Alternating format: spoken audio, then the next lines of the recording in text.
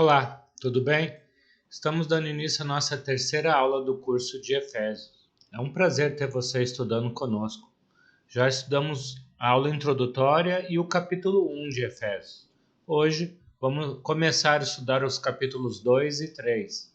Então, essa é a parte em que nós chamamos de narração, ou narratio, se você pensar numa forma mais estruturada do livro de Efésios. Então, Paulo estava falando sobre o poder de Deus em Cristo. Falamos na aula passada que a palavra em Cristo é uma palavra-chave no livro de Efésios. Várias vezes você vai encontrar falando em Cristo, nele. E dessa vez, agora, Paulo fala que o poder de Deus em Cristo está operando não somente em nossas vidas, mas também promovendo unidade entre os homens. Naquela época, por exemplo, o poder de Cristo transformou judeus e gentios numa só raça. É isso que vamos ver um pouco nesse capítulo 2 de Efésios. Paulo vai falar como era a nossa situação no passado, como Deus transformou essa situação no presente e o que Deus ainda fará por nós no futuro. Então, o capítulo 2 e o capítulo 3 mostra como nós éramos, como nós somos, como que nós seremos usados por Deus, passado, presente e futuro. Então, nós vamos ver duas sessões aqui. A primeira sessão, Paulo vai falar que, através de Jesus, fomos reconciliados com Deus. Então, do capítulo 2, versículo 1 a 10, ele mostra que, através de Jesus, através do Espírito Santo, o homem foi reconciliado com Deus. Na segunda parte, capítulo 2, versículos 11 a 22, vai falar que essa reconciliação com Deus também promoveu a reconciliação entre os homens aqui na terra. Em ambas as sessões, Paulo contrasta, como eu já falei, quem éramos, como nós vivíamos no passado e as mudanças que Deus operou em nós por meio de Jesus Cristo e por meio do Espírito Santo de Deus.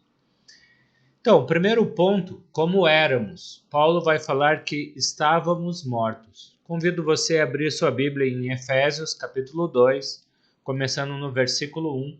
A palavra de Deus nos diz: Vocês estavam mortos em suas transgressões e pecado, nos quais costumavam viver, quando seguiam a presente ordem deste mundo e o príncipe do poder do ar.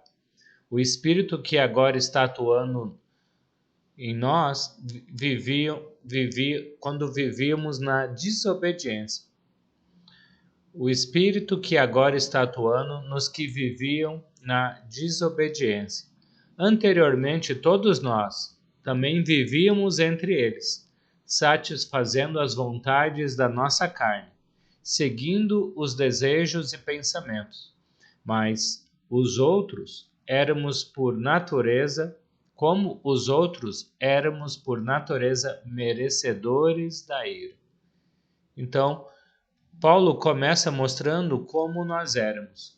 E como nós éramos? O que você entendeu nesse texto que você leu? Qual era a situação do homem? Ele fala no versículo 1, estávamos mortos. Paulo não fala que estávamos doentes, estávamos feridos, estávamos mortos. Mortos espiritualmente por estarmos afastados de Deus. Seguíamos as coisas desse mundo. Pelo fato de estarmos mortos espiritualmente, nós estávamos seguindo a carne, seguindo os desejos desse mundo. Na Bíblia, geralmente o mundo está relacionado com o mal. Você vai ver mais ou menos 186 vezes no Novo Testamento a palavra mundo, geralmente relacionando o cristão com coisas ruins, mostrando que este mundo, as coisas deste mundo, desta carne, nos afastam de Deus. E o versículo 2 fala que seguimos a Satanás e seus anjos. Outros textos, como 2 Coríntios e João, dizem que Satanás é o príncipe deste mundo. Satanás está influenciando negativamente esse mundo. Muitas pessoas estão afastadas de Deus por influência de Satanás. E a Bíblia vai falar que estávamos mortos seguindo este mundo, seguindo a Satanás. Versículo 3 fala: vivíamos para satisfazer a carne. A palavra carne também dá a ideia de pecado na Bíblia, assim como a palavra mundo mostra tudo aquilo que é contra a vontade de Deus. E finalmente, o versículo 3 termina falando que por tudo isso éramos merecedores da ira de Deus. Ou seja, estávamos condenados a viver separados de Deus no inferno. Então, essa era a nossa situação.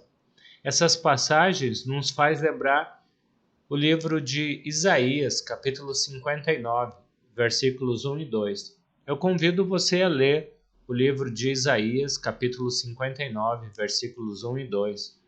Se você quiser parar o vídeo e ler o texto, fica à vontade. Isaías vai falar que o pecado causa separação entre nós e o nosso Deus. Ele fala, não é que Deus não está surdo, Deus está surdo e ele não consegue nos ouvir.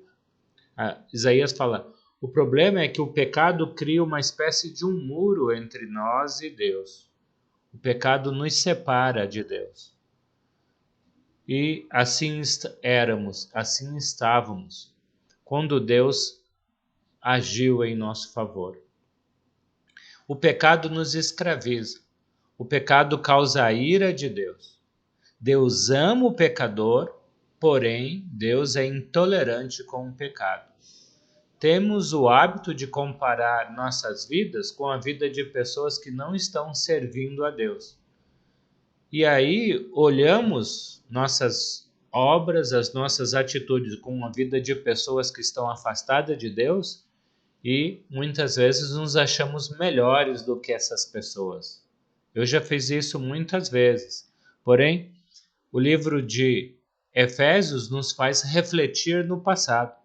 Algumas pessoas conseguem viver de forma mais generosa, mais correta, mais solidária, mais abnegada que outras pessoas.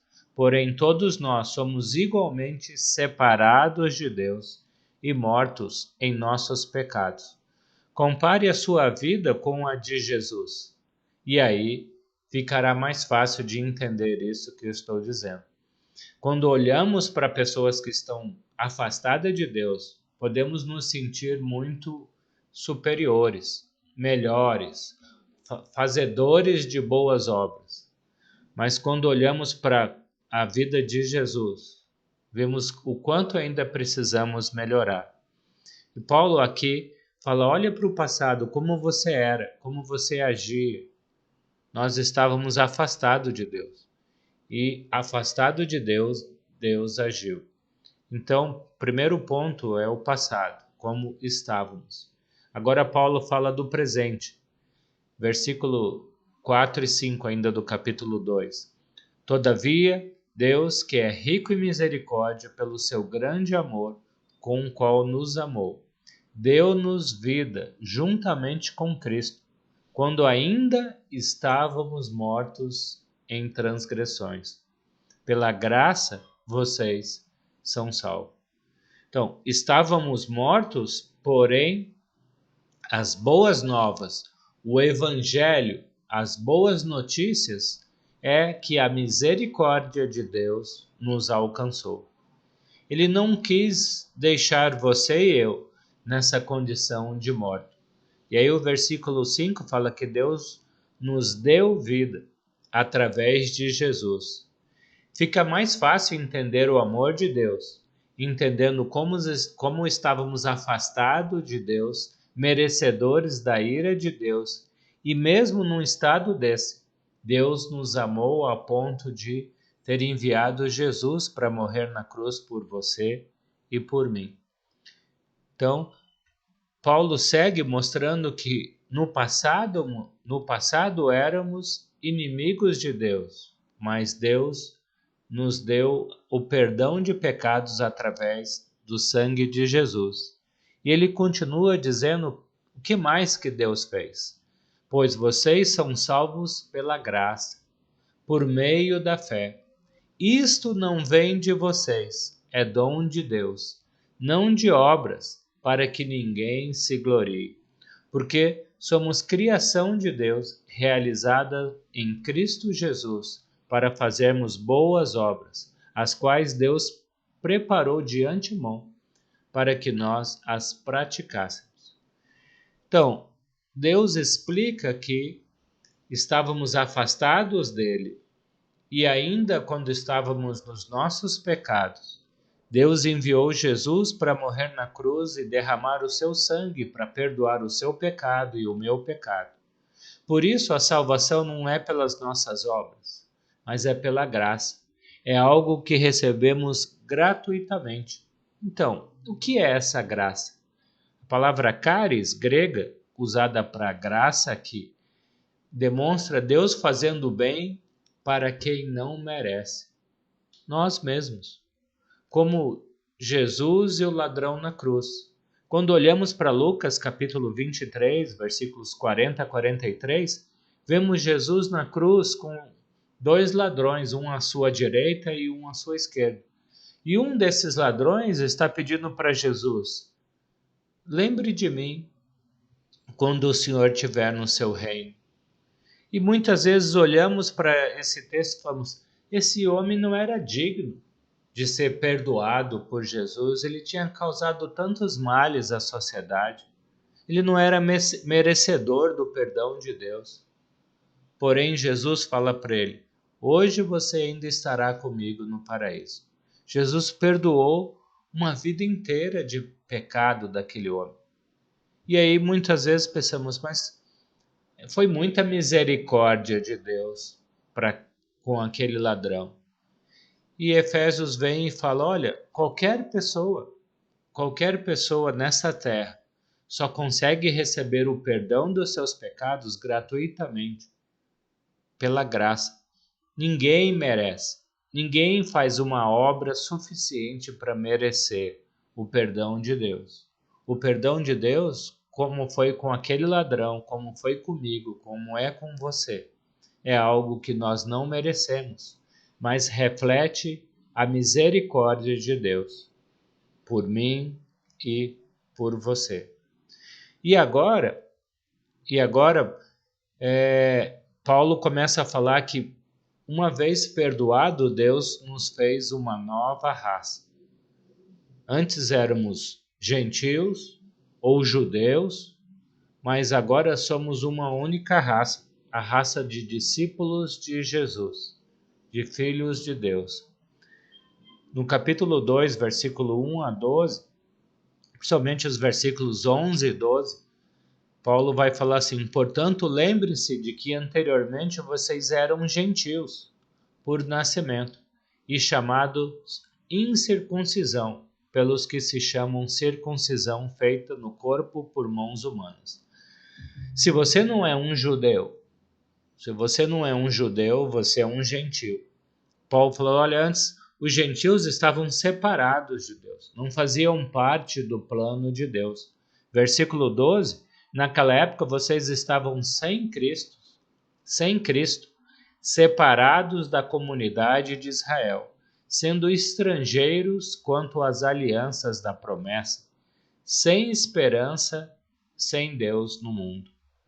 Jesus veio ao mundo para criar uma nova raça, porque antes estávamos sem Deus, sem Cristo, separados da promessa de Deus. Éramos estrangeiros, não éramos judeus, éramos gentios. Vivíamos sem esperança de vida eterna. Porém, os versículos 13 a 18, Paulo vai falar que Deus uniu os gentios no plano de Deus. Os gentios que não tinham acesso a Deus, os gentios que não conheciam a Deus, os gentios que não faziam parte da aliança de Deus, os gentios que não obedeciam os mandamentos de Deus, porque a aliança de Deus era com os judeus. Nós agora fazemos parte dessa aliança, fazemos parte dessa nova raça. E os judeus? Incrível! Do versículo 13 ao 18, eu convido você a ler com calma esses versículos. Paulo vai falar que os judeus, mesmo tendo a aliança com Deus, mesmo tendo acesso a Deus, eles acabavam vivendo como se não tivessem acesso a Deus. Pois mesmo tendo essa aliança e conhecendo a vontade de Deus, os judeus acabavam não obedecendo à lei de Deus. A maioria dos judeus se afastaram de Deus, cometeram idolatrias com falsos deuses, se separaram de Deus. Deus vai falar que se os gentios estavam afastados de Deus, porque eles não tinham uma aliança com Deus, os judeus que tinham essa aliança também se separaram de Deus porque eles quebraram essa aliança. Os judeus desobedeceram a Deus. Em Romanos, capítulo 3, versículo 23, Paulo está mostrando no livro de Romanos que quer seja judeu, quer seja gentil, todo ser humano se afasta de Deus porque pratica o pecado. E ele conclui no versículo 23 do capítulo 3. Todos pecaram e carecem da glória de Deus. Todos pecaram, quer sejam gentios, quer sejam judeus, pecaram e carecem da graça de Deus. Por isso, agora em Efésios, capítulos 15 e 16, Paulo vai falar que Deus fez um novo homem. Deus fez na igreja, fez o corpo de Cristo agora. A igreja é o corpo de Cristo, onde quer alguém fosse judeu, quer fosse gentil agora. Em Cristo Jesus somos um novo homem. E quando ele está falando de homem, ele está falando homem e mulher. Pessoas que estavam afastadas de Deus por não fazerem parte da aliança. Ou pessoas que estavam afastadas de Deus, mesmo tendo aliança, por não cumprirem a aliança com Deus. Agora são, através do sangue de Jesus, feito uma nova raça. Não de judeus, não de gentios, mas de discípulos de Jesus. Se você quer ler um texto que mostra essa queda dos judeus, sinta-se à vontade para ler Jeremias capítulo 31, versículos 31 a 33. Jeremias vai falar que o povo de Israel quebrou a aliança que Deus tinha feito. Isso deu a Deus a liberdade de fazer uma nova aliança, não só com os judeus agora, mas também com os gentios. Então, estávamos separados de Deus e Deus, no presente, nos fez uma nova raça, nos reconciliou com Deus. E, por último, Deus nos fez um novo santuário.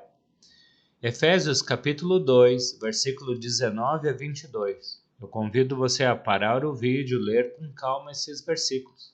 E você vai ver que Paulo está dizendo que fomos feitos templo de Deus.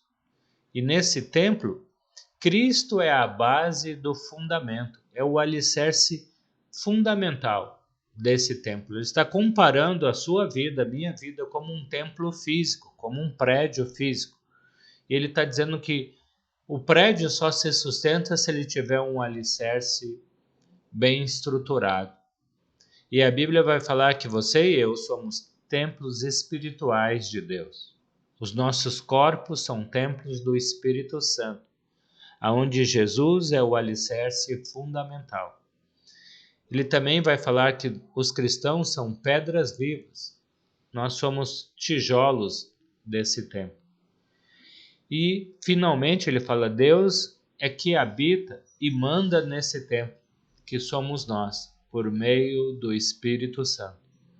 Em 1 Coríntios, capítulo 6, versículo 19, a palavra de Deus diz, vocês ignoram que vocês são um templo do Espírito Santo? Que o Espírito Santo de Deus habita em vocês? Que maravilha, né? Pensar que estávamos afastados de Deus, estávamos mortos nos nossos pecados. Agora em Cristo Jesus, através do sangue derramado de Jesus na cruz, Deus nos fez templo do Espírito Santo. Por que o Espírito Santo habita nas nossas vidas hoje e não habitava na vida de Israel no Velho Testamento? Porque eles não tinham o perdão de pecados. Jesus ainda não havia derramado o seu sangue na cruz para lavar os pecados da humanidade. Então, é só na nova aliança que o homem tem o perdão de pecados depois do sacrifício de Jesus na cruz. E o Espírito Santo não podia habitar num templo sujo, num templo em pecado. Agora, na nova aliança, nós temos a presença interior do Espírito Santo, porque fomos feito templo de Deus. Agora eu convido você a refletir nessas perguntas.